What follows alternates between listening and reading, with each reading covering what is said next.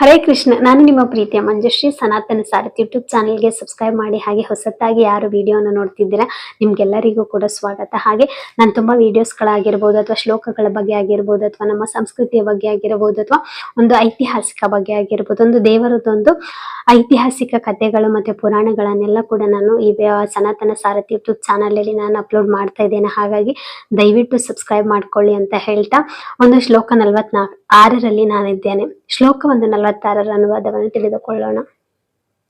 ಒಂದು ಸಣ್ಣ ಬಾವಿ ಮಾಡುವ ಕೆಲಸವನ್ನೆಲ್ಲ ದೊಡ್ಡ ಜಲಾಶಯವು ಮಾಡಬಲ್ಲದು. ಹಾಗೆ ವೇದಗಳ ಹಿಂದಿರುವ ಉದ್ದೇಶಗಳನ್ನು ತಿಳಿದವನಿಗೆ ವೇದಗಳ ಎಲ್ಲ ಪ್ರಯೋಜನವೂ ಆಗುತ್ತದೆ. ಒಂದು ಸಣ್ಣ ಬಾವಿ ಮಾಡುವಂತಹ ಕೆಲಸ ಒಂದು ದೊಡ್ಡ ಜಲಾಶಯ ಕೂಡ ಮಾಡುತ್ತದೆ ಅಂತ ಹೇಳಿ ಶ್ರೀಕೃಷ್ಣರಲ್ಲಿ ಒಂದು ಹೇಳ್ತಿದ್ದಾರೆ.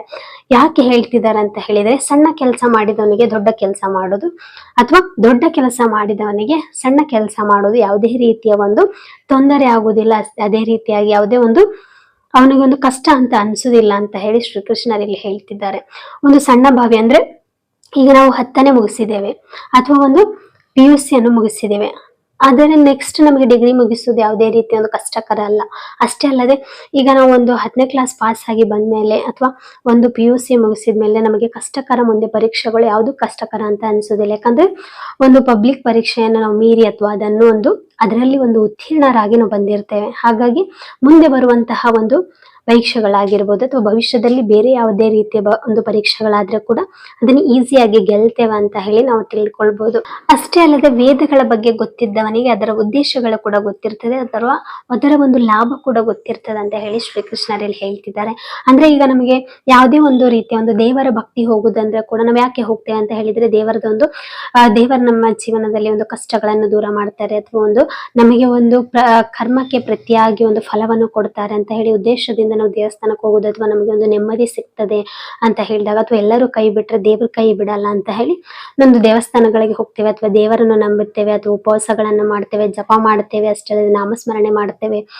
ಇದೇ ರೀತಿಯಾಗಿ ಮಾಡ್ತೇವೆ ಯಾಕಂದ್ರೆ ನಮಗೆ ಉದ್ದೇಶ ಏನನ್ನೋದನ್ನ ಗೊತ್ತಿರ್ತದೆ. ಹಾಗಾಗಿ ಯಾವುದೇ ಉದ್ದೇಶವನ್ನು ಗೊತ್ತಿಲ್ಲದೆ ಯಾವುದೇ ವ್ಯಕ್ತಿ ಒಂದು ಕೆಲಸವನ್ನು ಮಾಡುದಿಲ್ಲ. ಈಗ ನಾವು ಒಂದು ಕಂಪನಿಗಳಲ್ಲಿ ಕೆಲ್ಸಕ್ಕೆ ಹೋಗ್ತೇವೆ ಅಂತ ಹೇಳಿದ್ರೆ ಉದ್ದೇಶ ಏನಾಗಿರ್ತದೆ, ಅಲ್ಲೇ ನಮಗೆ ಒಂದು ಹಣ ಕೊಡ್ತಾರೆ ಅಂತ ಹೇಳಿ ನಾವು ಹೋಗ್ತೇವೆ. ಅದರ ಉದ್ದೇಶ ಗೊತ್ತಿಲ್ಲದೆ ಯಾರೇ ವ್ಯಕ್ತಿ ತಾನು ಒಂದು ಕಾರ್ಯವನ್ನು ಮಾಡೋದಿಲ್ಲ ಅಂತ ಹೇಳಿ ನಾವು ತಿಳಿದುಕೊಳ್ಬಹುದು. ವೇದಗಳು ಓದುವುದು ಅಥವಾ ಪುರಾಣಗಳು ಓದುವುದು ಅಥವಾ ಒಂದು ಭಗವದ್ಗೀತೆ ಓದುವುದು ಅಥವಾ ಒಳ್ಳೆ ಪುಸ್ತಕಗಳನ್ನು ಓದೋದರಿಂದ ನಮಗೆ ಒಂದು ಉಪಯೋಗ ಆಗ್ತದೆ ಅಂತ ಹೇಳಿ ಶ್ರೀಕೃಷ್ಣರು ಇಲ್ಲಿ ಹೇಳ್ತಿದ್ದಾರೆ. ಎಲ್ಲಾ ಪ್ರಯೋಜನವೂ ಆಗುತ್ತದೆ. ಈಗ ನಮಗೆ ಒಂದು ಪ್ರಯೋಜನ ಇಲ್ಲದೆ ನಾವು ಯಾವುದೇ ಕೆಲಸ ಮಾಡೋದು. ಈಗ ನಾನು ಉದಾಹರಣೆಯಾಗಿ ತೆಗೆದುಕೊಳ್ಳೋದಾದ್ರೆ, ನಾನು ಭಗವದ್ಗೀತೆ ಓದ್ತಿದ್ದೇನೆ, ಇದರ ಪ್ರಯೋಜನ ಏನು ಅಂತ ಗೊತ್ತಿದೆ ನನಗೆ, ಅಥವಾ ಕೇಳುತ್ತಿರೋರು ನಿಮ್ಗೆ ಕೂಡ ಗೊತ್ತಿರ್ತದೆ ಭಗವದ್ಗೀತೆ. ನೀವು ಕೂಡ ಯಾಕೆ ಕೇಳ್ತೀರಂದ್ರೆ ಒಂದು ಮನಸ್ಸಿಗೆ ನೆಮ್ಮದಿ ಸಿಗ್ತದೆ. ಅಷ್ಟೇ ಅಲ್ಲದೆ, ನಾವು ಜೀವನದಲ್ಲಿ ಯಾವ ರೀತಿಯಾಗಿರ್ಬೇಕು ಅಥವಾ ನಮ್ಮ ಗುಣಗಳು ಯಾವ ರೀತಿಯಾಗಿರ್ಬೇಕು ಅಥವಾ ಇನ್ನೊಬ್ಬರಿಗೆ ಕೆಟ್ಟದನ್ನು ಮಾಡಬಾರ್ದು ಅಥವಾ ಮಾಡಿದ್ರೆ ನಮಗೆ ಕರ್ಮ ಹೇಗೆ ಸಿಗ್ತದೆ ಅನ್ನೋದನ್ನು ಭಗವದ್ಗೀತೆ ಮುಖಾಂತರ ತಿಳಿದುಕೊಳ್ಬಹುದು. ಇದರ ಪ್ರಯೋಜನಗಳನ್ನು ಕೂಡ ನಾವು ಪಡೆದುಕೊಳ್ತೇವೆ. ಈಗ ನನಗೆ ಭಗವದ್ಗೀತೆ ಓದೋದ್ರ ಮುಖಾಂತರ ನಾನು ಒಂದು ಯಾವ ರೀತಿಯಾಗಿ ಅಂತ ಹೇಳಿದ್ರೆ, ಯಾರ ಮೇಲೆ ಕೂಡ ನಾನು ಡಿಪೆಂಡ್ ಆಗಿರಬಾರ್ದು ಅಥವಾ ಯಾವ ರೀತಿಯಾಗಿ ಜೀವನ ಸಾಗಿಸ್ಬೇಕು ಅಥವಾ ಹಣ ಇರದೇ ಇದ್ರೆ ಕೂಡ ನಾವು ಯಾವ ರೀತಿಯಾಗಿ ಉತ್ತಮ ಜೀವನ ನಡೆಸಬೇಕು, ಅಷ್ಟೇ ಅಲ್ಲದೆ ಒಂದು ಸುಖಮಯ ಜೀವನಕ್ಕೆ ಯಾವ ರೀತಿಯಾಗಿ ಇರ್ಬೇಕು, ಇನ್ನೊಬ್ಬರ ಮೇಲೆ ಅವಲಂಬಿತರಾಗಿರ್ಬಾರ್ದು ಅಂತ ಹೇಳಿ ಒಂದು ಭಗವದ್ಗೀತೆಯನ್ನು ಹೇಳಿಕೊಡ್ತದೆ. ಅಷ್ಟೇ ಅಲ್ಲದೆ, ಜೊತೆ ಯಾರು ಇರದೇ ಇದ್ರೆ ಕೂಡ ನಾವು ತುಂಬಾ ಇತ್ತೀಚಿನ ದಿನಗಳಲ್ಲಿ ತುಂಬಾ ಅವಲಂಬಿತರಾಗಿರ್ತೇವೆ. ಒಂದು ತಂದೆ ತಾಯಿಗಳ ಮೇಲೆ ಆಗಿರ್ಬೋದು ಅಥವಾ ಒಂದು ಸ್ನೇಹಿತರ ಮೇಲೆ ಆಗಿರ್ಬೋದು, ಸಂಬಂಧಿಕರ ಮೇಲೆ ಆಗಿರ್ಬೋದು ಡಿಪೆಂಡ್ ಆಗಿರ್ತೇವೆ. ಆದ್ರೆ ಭಗವದ್ಗೀತೆ ಅನ್ನೋದನ್ನು ನಮಗೆ ಏನ್ ಹೇಳ್ಕೊಡ್ತದ್ರೆ, ಅವಲಂಬಿತರಾಗಿರ್ಬೇಕು ಎಲ್ಲಿ ತನಕ ಅಂತ ಹೇಳಿದ್ರೆ, ನಾವೊಂದು ವಯಸ್ಸಾದ್ಮೇಲೆ ಕೂಡ ನಾವು ಇನ್ನೊಬ್ಬರ ಮೇಲೆ ಅವಲಂಬಿತರಾಗಿದ್ದರ ಕಾರಣ ಅದು ನಾವು ಅವರಿಗೆ ಒಂದು ದಿವಸ ಭಾರ ಕೂಡ ಆಗ್ಬೋದು.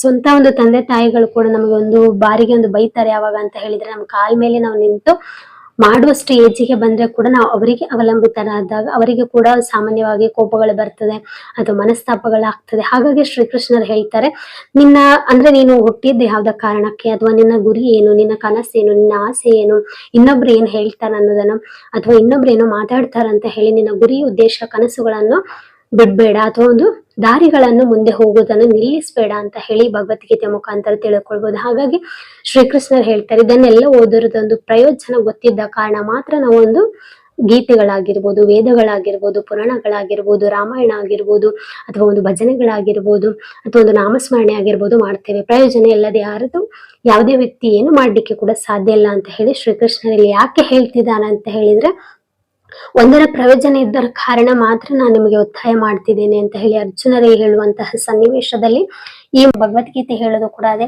ನಿನ್ನಿಂದ ಆಗ್ತದೆ ಅಥವಾ ನೀನು ಮಾಡ್ಲೇಬೇಕು ಅಂತ ನಿರ್ಧಾರ ಮಾಡಿದಾಗ ಹಣೆ ಬರ ಕೂಡ ಒಂದು ಬದಲಾಯಿಸ್ತದೆ ಅಂತ ಹೇಳಿ ನಮ್ಮಲ್ಲೇ ಎಲ್ಲ ಕೂಡ ಇದೆ. ಹಾಗಾಗಿ ನಮ್ಮ ಆತ್ಮದಲ್ಲೇ ಪರಮಾತ್ಮನಿರುವಾಗ ಯಾವುದು ಕೂಡ ಆಗುವುದಿಲ್ಲ ಅಂತ ಹೇಳಿ ತಿಳಿದುಕೊಳ್ಳದೆ ಇದೆಲ್ಲ ಕೂಡ ಆಗ್ತದೆ ಅನ್ನೋ ಮಟ್ಟಿಗೆ ನಾವು ಒಂದು ಯೋಚನೆ ಮಾಡಬೇಕು. ಹಾಗಾಗಿ ನಾವೊಂದು ಒಂದು ಸಣ್ಣ ಬಾವಿ ಮಾಡುವಂತಹ ಕೆಲಸ ಕೂಡ ಒಂದು ದೊಡ್ಡ ಜಲಾಶಯ ಕೂಡ ಮಾಡ್ತದೆ. ಅಷ್ಟೇ ಅಲ್ಲದೆ ಒಂದು ವೇದಗಳ ಓದಿದವನಿಗೆ ಒಂದು ಅದರ ಉದ್ದೇಶ ಕೂಡ ಗೊತ್ತಿರ್ತದೆ, ಅದರ ಪ್ರಯೋಜನ ಯಾವ ರೀತಿಯಾಗಿ ತೆಗೆದುಕೊಳ್ಬೇಕು ಅಂತ ಹೇಳಿ ಕೂಡ ಅವನಿಗೆ ಗೊತ್ತಿರ್ತದೆ ಅಂತ ಹೇಳಿ ಶ್ರೀಕೃಷ್ಣರಲ್ಲಿ ಹೇಳ್ತಾರೆ. ಅಷ್ಟೇ ಅಲ್ಲದೆ ಒಂದು ದೇವರ ಸ್ಮರಣೆ ಮಾಡೋನಿಗೆ, ಜಪ ಮಾಡೋನಿಗೆ, ನಾಮಸ್ಮರಣೆ ಮಾಡೋನಿಗೆ ಕೂಡ ಅವರ ಒಂದು ಉದ್ದೇಶ ಆಗಿರ್ಬೋದು, ದೇವರದೊಂದು ಪ್ರಯೋಜನ ಅಂತ ಗೊತ್ತಿರ್ತದೆ. ಅವನು ಒಂದು ಖಂಡಿತವಾಗಿ ಆ ರೀತಿಯಾಗಿ ಒಂದು ಪ್ರಯೋಜನಗಳನ್ನು, ಲಾಭಗಳನ್ನು ಅಥವಾ ಒಂದು ಮನಸ್ಸಿಗೆ ನೆಮ್ಮದಿಗಳನ್ನು ತೆಗೆದುಕೊಳ್ಳುತ್ತಾನೆ ಅಂತ ಹೇಳಿದೆ ಈ ಶ್ಲೋಕದ ಒಂದು ಒಳ ಅರ್ಥ ಆಗಿದೆ. ಹಾಗಾಗಿ ಈ ಶ್ಲೋಕ ಇಷ್ಟ ಆದರೆ ದಯವಿಟ್ಟು ಒಂದು ಲೈಕ್ ಮಾಡಿ. ಅಷ್ಟೇ ಅಲ್ಲದೆ ಆ ಹೊಸತಾಗಿ ವಿಡಿಯೋ ನೋಡೋರು ದಯವಿಟ್ಟು ಸಬ್ಸ್ಕ್ರೈಬ್ ಮಾಡ್ಕೊಳ್ಳಿ. ಹಾಗೆ ಇದೇ ರೀತಿ ಒಂದು ಹೊಸ ಒಂದು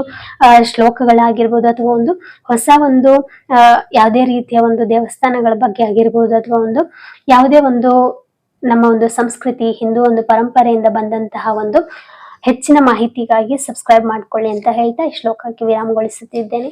ಜೈ ಶ್ರೀರಾಮ್.